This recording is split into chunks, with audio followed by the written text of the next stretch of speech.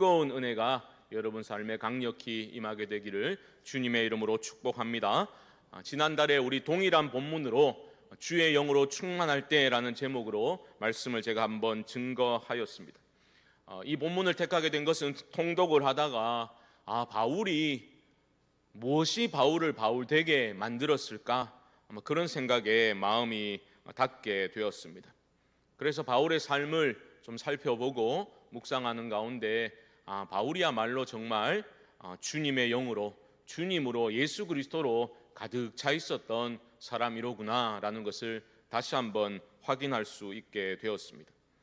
그래서 지난 시간에는 주의 영으로 가득 찬 사람은 어떤 특징이 있는가, 우리 특징들을 몇 가지 살펴보았지요. 첫 번째는 어떤 특징이 있었습니까? 당연한 말이지만 하나님을 경험으로 아는 일이 있어야 합니다. 바울은 나의 하나님이라고, 내 하나님이라고 분명히 말하고 있습니다. 나의 하나님이라는 하나님 경험이 분명히 있어야 한다라는 겁니다. 두 번째로는 어떤 특징이 있었습니까? 주의 영으로 충만할 때 그 사람은 감사로 충만한 삶의 모습이 나타난다 하였습니다. 성령 충만은 감사 충만이다라는 말은 참으로 맞는 말이다라는 것이죠. 세 번째로는 주의 영으로 충만할 때 항상 기도에 깨어 있는 모습이 특징이다라고 했습니다. 9절 말씀 하반절을 보시면 이렇게 말하지요. 항상 내 기도에 쉬지 않고 너희를 말하며, 항상 기도하는, 기도에 깨어 있는 모습, 주의 영으로 충만할 때 나타나는 모습입니다.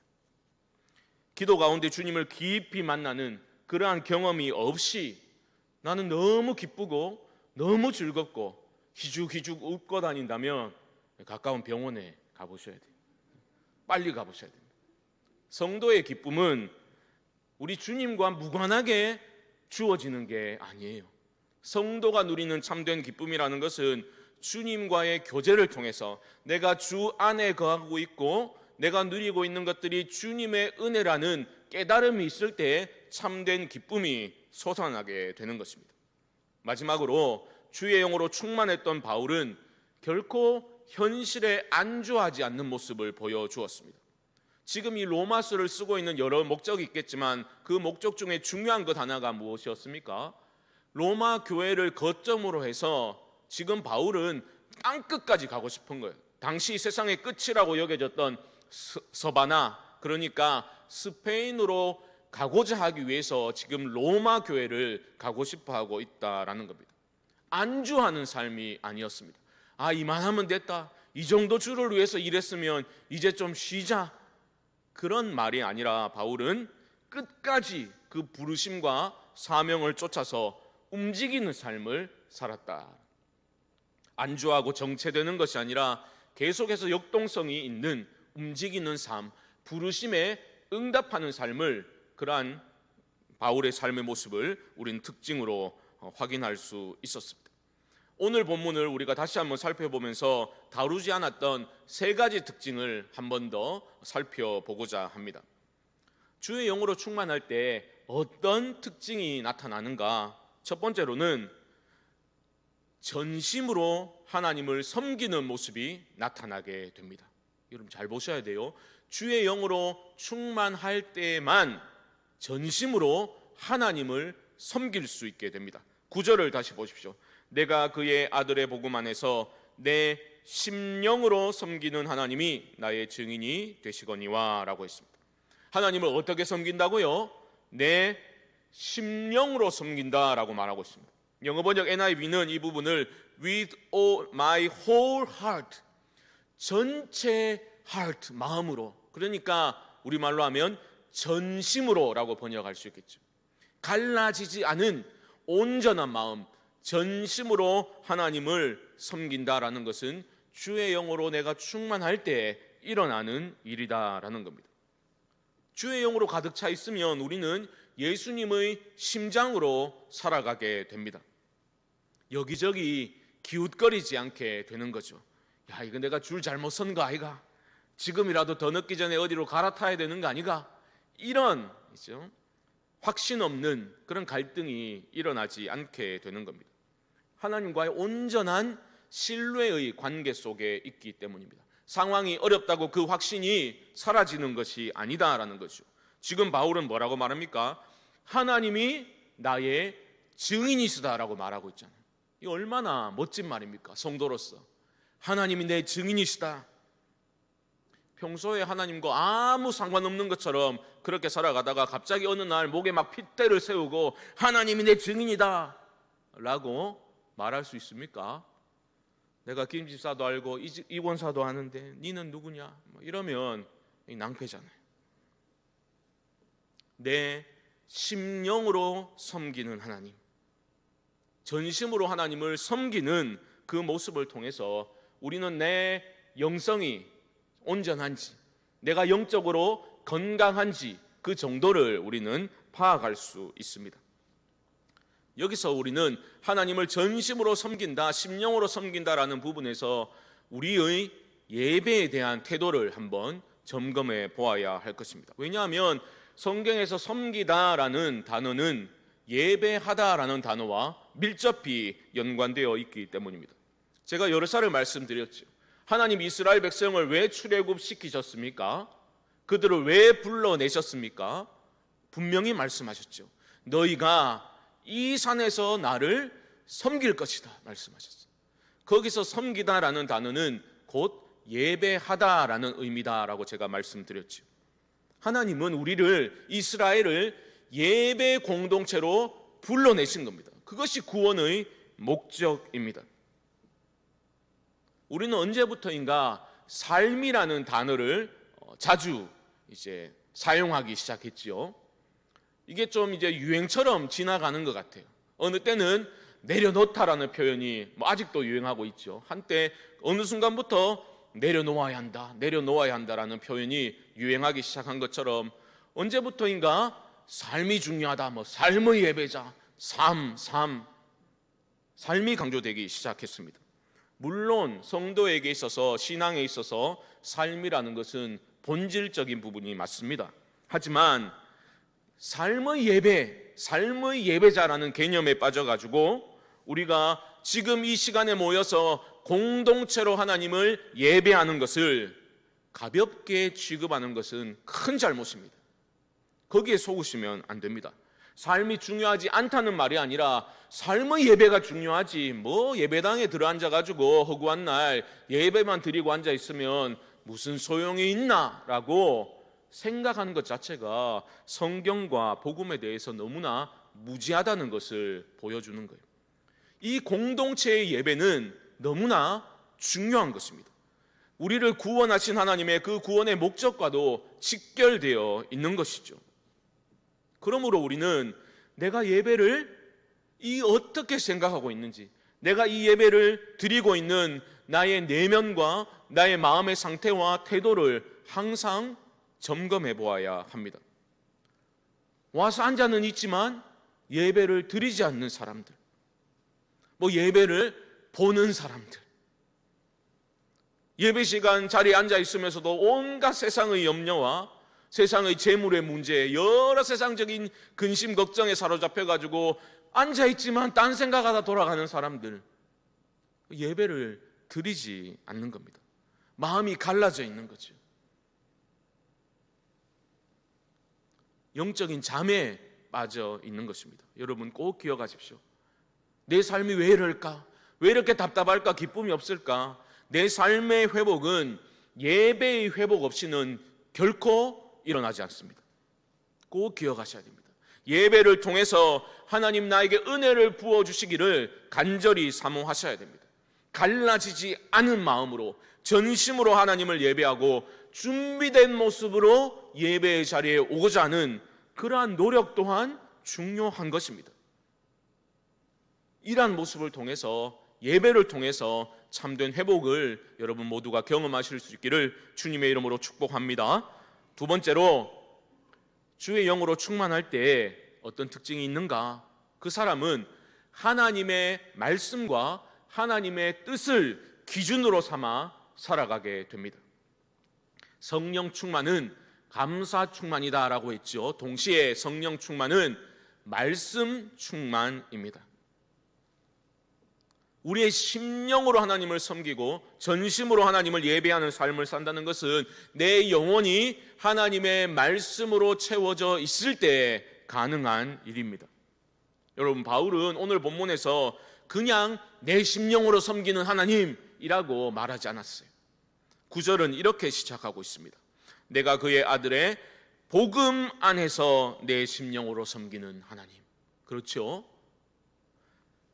그의 아들의 복음 안에서 심령으로 섬긴다라고 말하고 있습니다.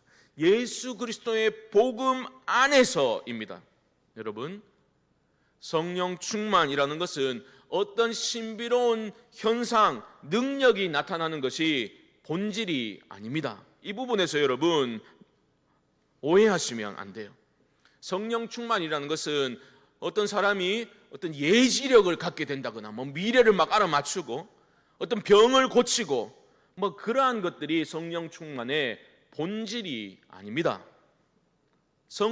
물론 그것은 성령의 역사함 가운데 일어날 수 있는 성령의 은사들이겠지요.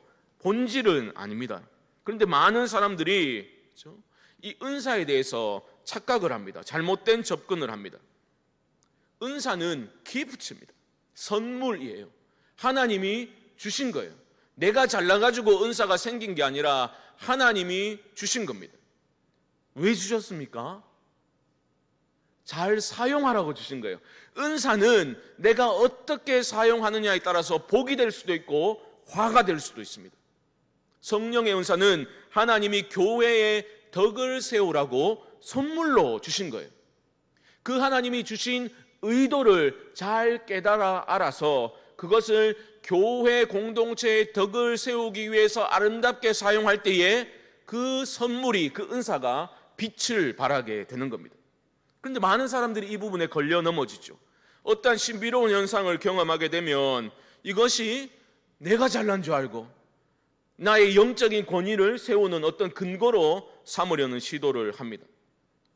그래서 사람들을 막 얕잡아보고 함부로 판단하고 기도도 안 하는 게, 이런 말을 함부로 하고 다니게 되는 겁니다. 매우 위험한 생각입니다. 꼭 기억하십시오. 잠시 후에 더 자세히 살펴보겠지만 성령의 은사, 성령이 하나님께서 선물로 주신 성령의 은사라는 것은 교회 공동체에 덕을 세우기 위해서 겸손하게 사용해야 합니다.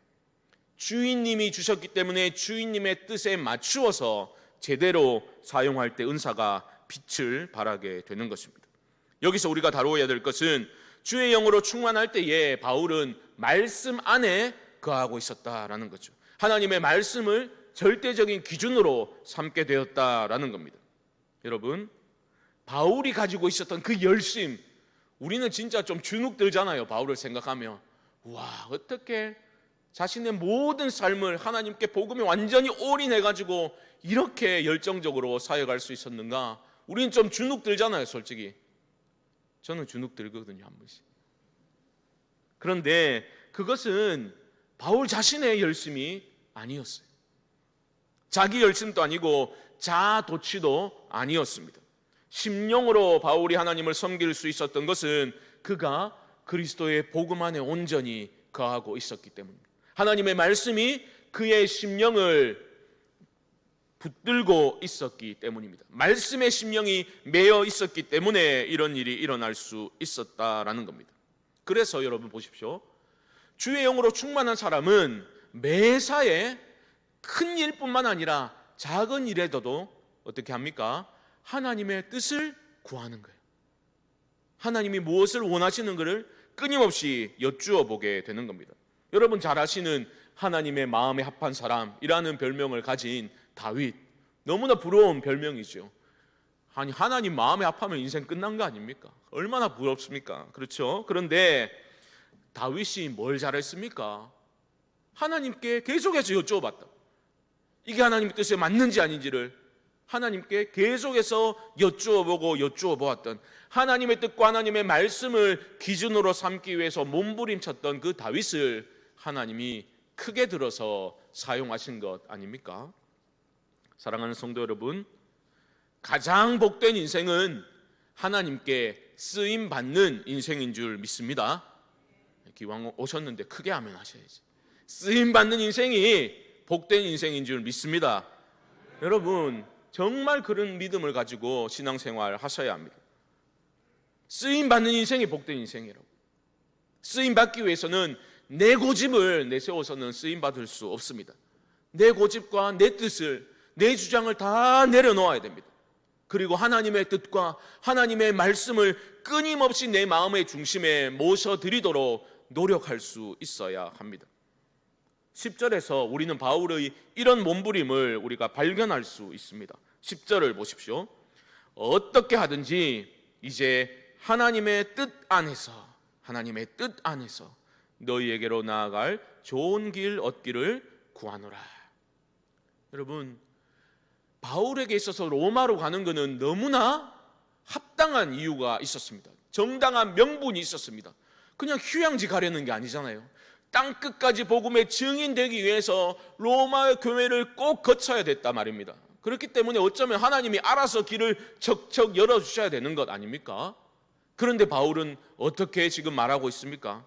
너무나 합당하고 온당한 이유가 있음에도 불구하고 하나님의 뜻 안에서 너희에게로 나아갈 좋은 길 얻기를 원한다. 그렇게 말하고 있어요. 너무나 당연한 일이더라도 하나님의 뜻 안에서 그 일이 이루어지기를 간구하고 있는 모습, 주의 영으로 충만할 때 나타나는 특징이다라는 것입니다.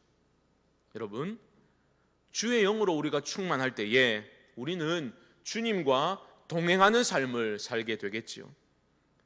급할 때만 주의 뜻을 구하고 찾는 것이 아니라 범사에 주님을 인정하고 너무나 당연하게 여길 수 있는 그 부분마저도 하나님의 뜻 안에서 이루어지도록 간구하는 삶을 살게 되는 것입니다. 하나님의 말씀을 여러분 어떻게 여기며 살아가고 계십니까?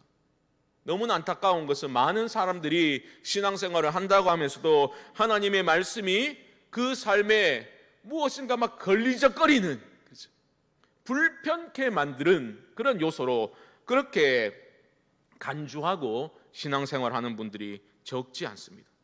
그게 아니에요. 하나님의 말씀이 유일한 우리의 판단 기준이 되어야 합니다. 걸리적거리는 게 아니라 자연스럽게 우리 삶에, 우리 몸에 배어야 하는 것입니다.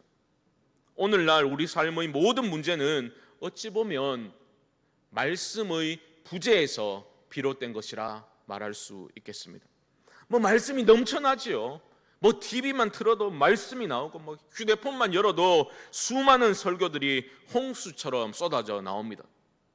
하지만 진정으로 말씀에 의해서 우리가 충격을 받고 그 말씀 앞에 우리가 두려워 떨면서 말씀을 생명처럼 여기는, 받아들이는 그러한 모습은 별로 일어나지 않는 것 같습니다. 저 목사님 설교 너무 잘하네, 어떠네, 설교 평가나 하고 있고 무슨 토크쇼 시청하듯이 그렇게 즐거워하며 내 귀에 듣기 좋은 그런 설교들은 흐뭇해하면서 듣는데 우리는 어쩌면 익숙해져 가고 있는지도 모릅니다. 아이고, 나 오늘 드라마 많이 안 보고 설교 한 편 들었다. 그것이 마치 무슨 대단한 거룩의 길을 걷고 있는 양 우리는 그렇게 생각할 때도 있죠. 그런데 정작 내 삶은 어떻습니까? 내 삶은 말씀과의 부딪힘이 있어서 변화되고 있습니까? 내 삶은 조금도 변하지 않고 그저 관성에 떠밀려서 하던 대로 그렇게 늘 우리는 신앙생활이라고 그렇게 해나가고 있는 것은 아닙니까?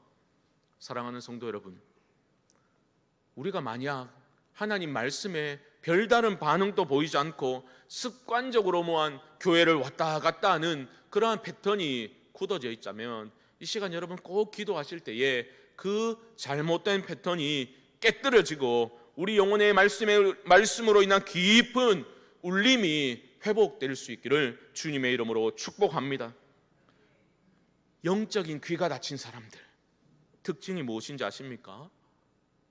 귀가 닫힌 사람들, 하나님의 말씀이 자기 삶을 뒤흔드는 것을 견디지 못합니다. 말씀이 자신을 불편하게 만들고 심령에 찔림을 주는 것을 견디지 못해요. 그저 살던 대로 이렇게 그냥 살고 싶은데 왜 나를 찌르나는 거죠. 그냥 살던 대로 관성에 떠밀려 살아가는 것이 최상의 삶이라고 믿고 살아가는 그러한 모습이 있습니다. 여러분, 그것은 건강한 성도의 삶이 결코 아닙니다. 아무 일도 일어나지 않는 게 여러분 평안한 삶이 아닙니다. 오히려 생각해 보십시오. 우리 삶에 굴곡이 있었을 때, 삶에 어려움이 있었을 때 우리는 영적으로 역동성이 있었잖아요. 내가 어려웠을 때, 내가 고난당했을 때 내가 하나님만을 바라볼 수밖에 없었을 바로 그때에 평안할 때가 아니라, 아무 일 일어나지 않았을 때가 아니라 무슨 일이 일어났을 때 우리는 영적인 능력이 우리 삶에 나타나는 것을 경험하였지 않습니까? 신앙이라는 것은 그냥 내가 생각하기에 내 편한 대로 지금이 딱 좋다라고 하는 그 상태를 유지하기 위한 도구가 아닙니다. 지금 딱 좋으니까 하나님 이 상태만 유지하게 해주십시오. 그게 신앙이 아니라는 겁니다. 절망적인 상황은 내가 처한 상황과 조건이 어려울 때가 아닙니다. 절망적 상황은 우리가 말씀에 반응하지 않을 때입니다.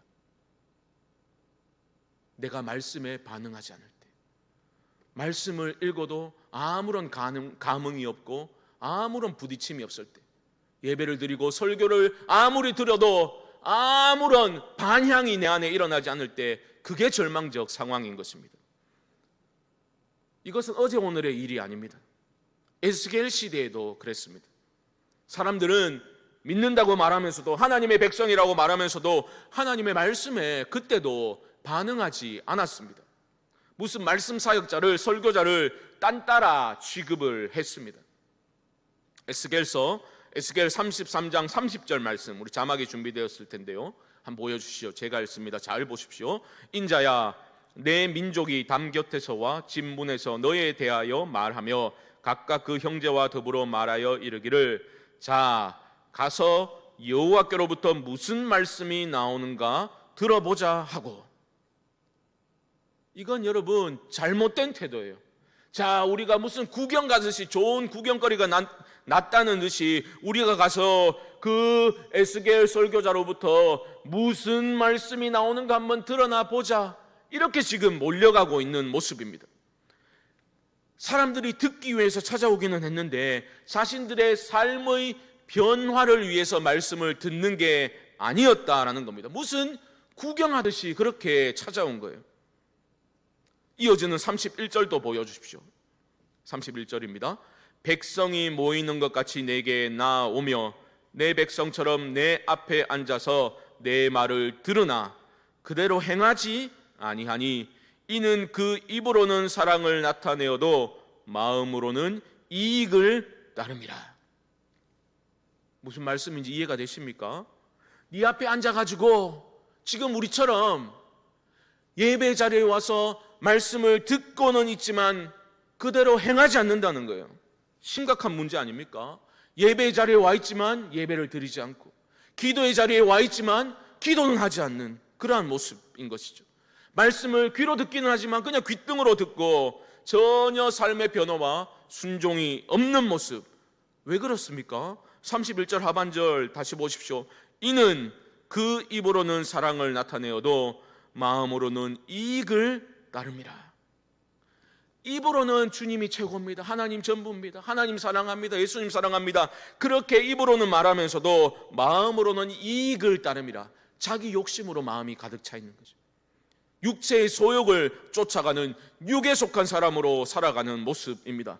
욕심으로 가득 차 있기 때문에 그런 말씀이 차단되는 거예요.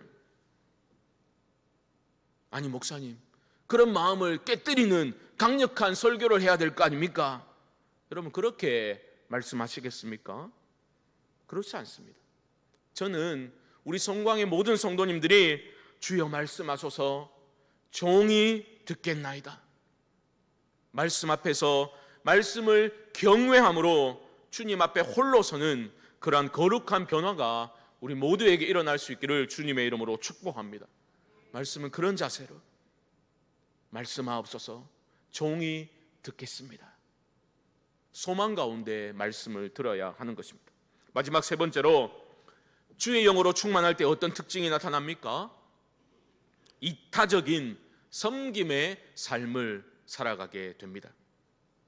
보십시오. 지금 바울은 내가 땅끝까지 복음 들고 가리라, 그 대사명을 완수하기 위해서, 그것을 위해서 로마로 가야만 하는 그런 상황에 있습니다. 그런데 여러분 잘 보시면 지금 사도 바울은 그저 로마 교회 성도들을 자신의 큰 목표를 달성하기 위한 디딤돌로, 어떤 도구나 수단으로 대하고 있지 않습니다. 이게 중요한 부분입니다. 우리는 무슨 중요한 일을 하려고 갈 때에 주변을 신경 쓰지 않을 때가 있죠. 하지만 여러분, 우리 주님이 어떠하셨습니까? 그 십자가의 길을 걸어가시면서도 어려운 이들을 세심하게 돌보셨습니다. 자신에게 나오는 자들을 안아주셨습니다. 고쳐주셨습니다. 여러분, 우리가 믿음의 여정을 걸어갈 때에 하나님의 뜻 안에서 수많은 만남을 가지게 됩니다.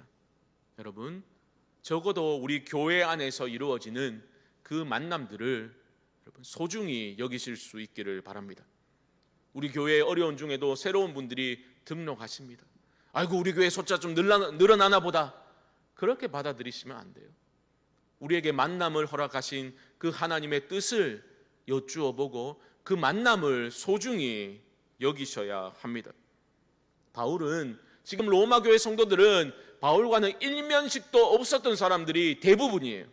그런데도 진심으로 그들을 위해서 바울은 기도하는 모습을 보여주고 있습니다.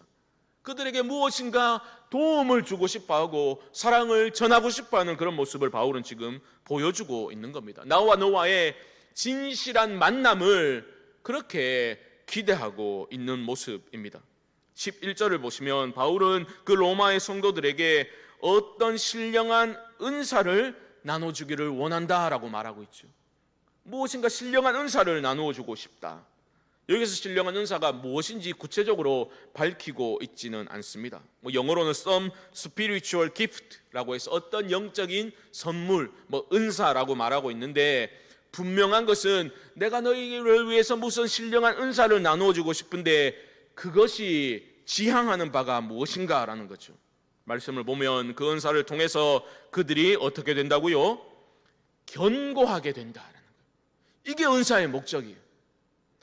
은사를 주신 목적은 교회의 덕을 세우기 위함이다. 그렇게 바울 서신에 나온 것처럼 여기서는 너희를 견고하게 하기 위해서 내가 무슨 신령한 은사를 나누어 주고 싶다라고 말하는 겁니다. 여러분, 어떤 신비로운 현상이 나타나더라도 그 현상이 중요한 것이 아니라 그 열매를 보셔야 되는 거예요. 열매가 무엇입니까?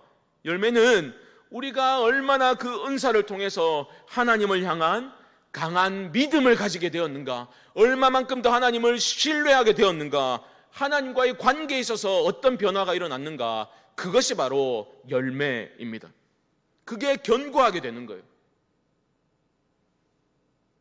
하나님을 얼마나 우리가 본받는 자가 되었는가, 그것이 중요한 것입니다. 믿음에 견고하게 서서 어떤 삶의 역경이 다가올 때에 오라, 하나님께서 나를 붙들고 계시니 내가 무엇을 두려워하겠는가, 믿음이 강한 자로 세워지는 것이 바로 은사의 목적이다라는 것입니다. 저는 지금 코로나 때문에 우리 순모임을 하지 못하는 상황 가운데 있지만 우리 공동체 안에서 어떻게든지 이러한 우리를 붙드시는 놀라운 하나님의 은혜를 계속해서 나누는 일들이 일어날 수 있기를 소망합니다. 내가 받은 은혜를 나누어야 되는 거예요. 내가 받은 그 신령한 은사를 그 순 안에서, 공동체 안에서, 전도회 안에서 나누어야 하는 것입니다. 여러분, 이런 나눔은 일방적인 게 아니에요. 12절 말씀 함께 한번 보시죠. 제가 읽습니다. 이는 곧 내가 너희 가운데서 너희와 나의 믿음으로 말미암아 피차 안위함을 얻으려 함이라. 피차 안위함을 얻는다고요. 서로가 위로받고 격려받는 것입니다. 여러분, 주 안에서 이루어지는 진정한 코이노니아, 진실된 교제는 늘 양방향으로 가는 거예요. 일방적으로 내가 무엇을 너에게 나눠주겠다, 네 입 다물고 받아먹기만 해라, 그것은 건강하지 못한 태도입니다. 신령한 은사를 나눔으로써 나누어 주는 바울에게도 위로가 된 거예요. 이것을 여러분 주목하셔야 합니다. 우리 성광의 공동체도 마찬가지입니다. 더 건강한 교회, 더 아름다운 하나님이 기뻐하시는 교회 공동체가 되려면 피차 격려하는 모습이 회복되어야 할 것입니다. 우리가 험한 세상 살아가면서 믿음으로 살고자 발버둥 쳤던 그때 하나님이 나를 어떻게 붙드셨는지를, 그 귀한 승리의 간증들을 서로 나눔으로써 피차 안위함을 받게 되는 것입니다. 저도 마찬가지예요. 저도 담임 목사이지만 여러분을 통해서 제가 위로를 받는 거예요. 저한테 좀 잘해주시라 이런 뜻이 아니라 여러분이 하나님의 은혜를 받는 것. 제가 얼마 전에 한 성도와 우리 젊은 청년과 한번 식사를 할 일이 있었는데 그 만남이 저에게 큰 위로가 되었어요. 왜 그런지 아십니까? 청년이 은혜를 받았대요. 은혜를 받았대. 이 말씀이 무슨 의미인지 와닿기 시작했다. 아직 모르는 게 많은데 그래도 하나님이 나에게 은혜를 주신 것 같습니다. 그렇게 말하는데 제가 막 눈물이 나더라고요. 목사의 보람은, 목사의 위로받는 거는 여러분들이 저한테 뭐 좀 나이스하게 해주고 그래도 좋아요. 그런데 성도들이 은혜 받고 주님께 가까이 나아가고 싶어하고 정말 주님이 내 삶의 주인이심을 인정하는 모습, 기도하는 모습, 이런 주님께 가까이 나아가는 모습, 은혜 받는 모습을 보면 그렇게 저에게 위로가 되고 격려가 될 수 없어요. 그게 바로 피차 안위함을 얻는 것입니다. 말씀을 정리해 보겠습니다. 사랑하는 성도 여러분, 우리 이 시간에 성령의 충만을 위해서 함께 기도하면 좋겠습니다. 주의 영으로 충만할 때 어떤 일이 일어나게 됩니까? 하나님을 전심으로 예배하게 됩니다.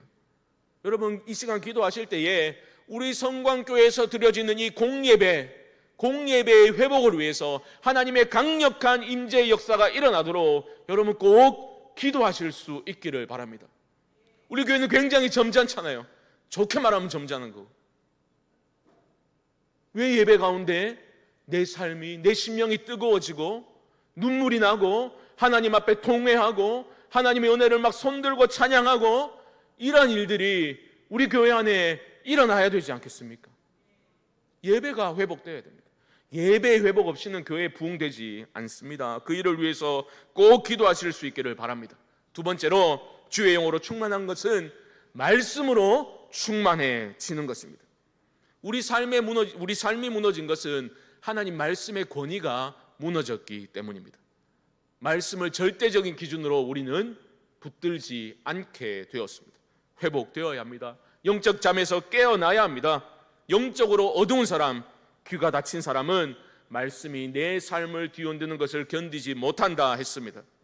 하지만 회복의 소망으로 일어서는 사람은 말씀 앞에서 자신을 정직하게 세우고 그 말씀에 마음으로 반응하여서 모든 말씀에, 하나님의 말씀에 순종하고자 몸부림칠 때 회복이 임하게 되는 것입니다. 마지막으로, 주의 영으로 충만할 때에 충만해야만 우리는 이타적인 섬김의 삶을 살 수 있습니다. 자기중심적인 우리의 모든 잘못된 태도가 무너지고 우리 모두가 서로를 진정으로 사랑하고 섬길 수 있으려면 우리가 주님의 영으로 충만해져야 할 줄 믿습니다. 그 믿음으로 하나님 앞에 살고자 애쓰는 그 모습을 우리가 서로 나눌 때에 피차 안위함을 얻게 되는 것입니다. 거룩한 영으로 충만한 사람은 겸손히 하나님 주신 그 은사를 다른 이들을 견고하게 세우기 위해서 아름답게 사용하는 사람입니다. 우리 모두가 그런 사람이 될 수 있기를 바랍니다. 우리 모두가 주님의 영으로 충만하여져서 그러한 은혜로 인한 변화를 사모하고 그 은혜의 이끄심을 따라서 그러한 성도의 삶을 힘있게 살아갈 수 있는 이 여름이 될 수 있기를 주님의 이름으로 간절히 축원드립니다. 기도하겠습니다. 하나님,